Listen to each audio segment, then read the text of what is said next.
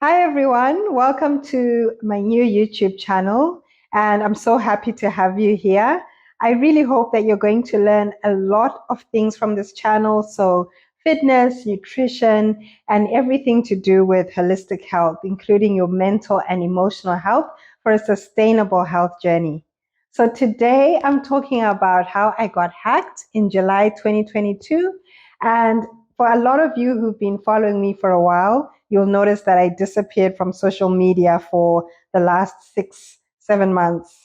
And that was because of the hack. But you know what? Even though it was a hot mess in the beginning for me, when I got hacked, I really learned how to turn that mess into something positive. So today I'm sharing the things that I learned that I think have helped me to become a newer version of me, because I think we're always growing, we're always changing. And I ended up seeing the hacking as an absolute opportunity for growth, and growth as well that will benefit you as the audience that watch my content. And yeah, so here is my story. So this is what happened on the day I got hacked super quickly. A friend of mine sent a message saying, "Yo, there's some really awful stuff that I just saw posted on your Facebook, and I know that ain't you." By the time I went to have a look, my Facebook was down and my Facebook was linked to my Instagram. So I got a message that I had 30 days to appeal. Someone had posted some really awful images on my Facebook, which meant that I was immediately banned. And because my two accounts were linked, that was it. Down they went. So I couldn't access them. And I think the panic that I had was on the first day. I was just devastated. But I looked at it as, okay, I've got 30 days to appeal. Surely I'll be able to get my page back. Luckily, I store all my content. I always save my content. So it wasn't really about losing my content. It was about, losing my audience and just all the work that I put in to building the community on Instagram and Facebook. So that really hurt a lot because I'd put a lot of hard work into it. I was very positive that I would get my pages back. But every link that I tried to click to appeal for the next 30 days was not working. Just was not working. So it would lead me to another page.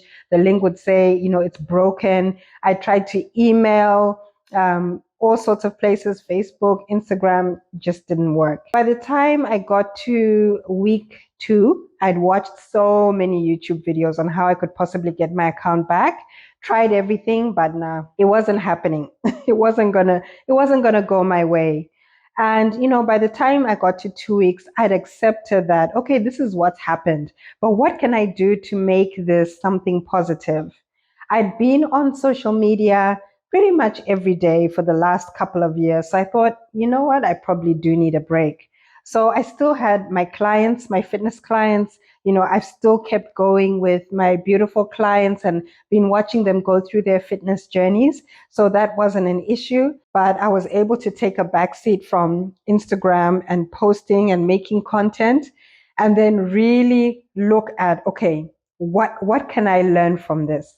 And these are the things that I learned about myself. And then I think that these are lessons that you can definitely get something from as well, not just for life, but for your own fitness journey. The first thing I learned was about my identity.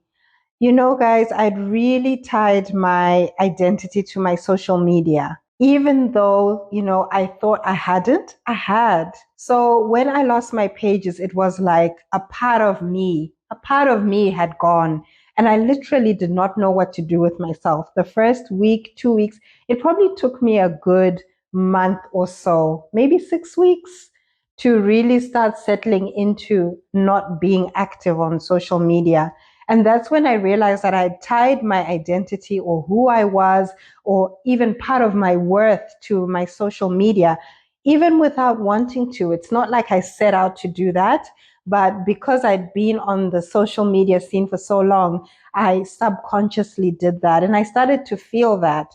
I was so proud of my pages. And I think that, even when I meet people, and I'm being super honest here, I would think, wow, I've got this thriving Instagram community. I had 4,000 followers. I didn't have a million followers, but to me, that was a community, people that I'd met, or people I'd engaged with, or people who were clients. For me, that was hard work.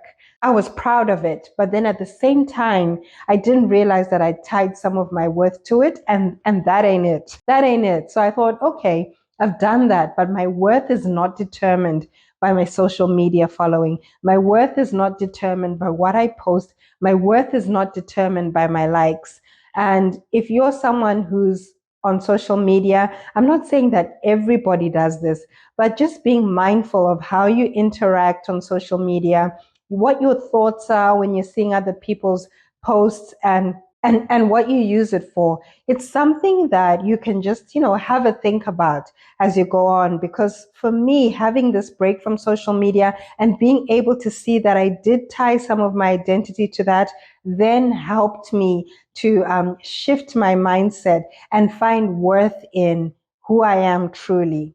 So the identity thing was huge for me. And I think as well, now being 42, I feel like every year of my 40s, from 40, 41, 42, there's been a bit of a change, a bit of a growth. It's almost like I'm turning into a different version of myself and being really accepting of who I am. So it was kind of like a good time for the hacking to happen. So what did I do with that time? So I really went on a journey of self-discovery. Who is Teorai at age 42? I've always been about health and fitness, so I really delved into that away from social media and without having to record it as well.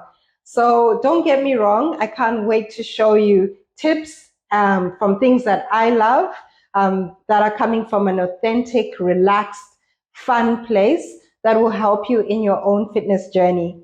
So some of the things that I loved doing was creating healthy recipes. And I love eating tasty food. So it's definitely about tasty, healthy recipes. And I credit nutrition so much to the way that I look and, more importantly, feel at age 42. And then in terms of my fitness, I explored different ways of working out. So I infused workouts with my dance. I was able to do more dance, maybe because I just had more time to do it and really explore it fully and go in on my own. But I fused dance so as a warm up and also in between my sets.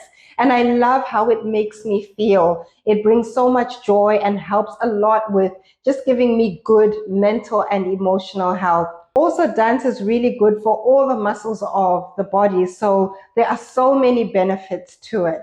And you don't have to be a professional dancer. I definitely am not. In your own health and fitness journey, really feel free to discover what you like, whether it's in your nutrition or in your exercise, and discover what works for you. And I think one of the things that I love about being a personal trainer, doing online programs which are customized, is that I get to go on a journey with my clients and we get to discover what works for them and what they like. And everybody, person to person, is so different. So some people will want to do intermittent fasting. Some people won't. Some people prefer to eat healthy meals throughout the day, and that works for them. That works for me. But it's about respecting what works for people. It's about honoring their journey and not judging, because intermittent fasting might work great for one person but not work for the next person. So there's so much to your health journey, and don't feel ashamed if you're not doing the latest trending thing. Remember that simplicity in fitness is one of the key things, and one of my key secrets at age 42 of feeling youthful, of staying fit, keeping it as simple as I can. Simple with my food, simple with my exercise. You don't have to make it complicated to get amazing results. And I really want to inspire you as you watch my workouts and also see the recipes that I show you, that they do not have to be complex, and you can be healthy and make it really simple. It just has to be consistent.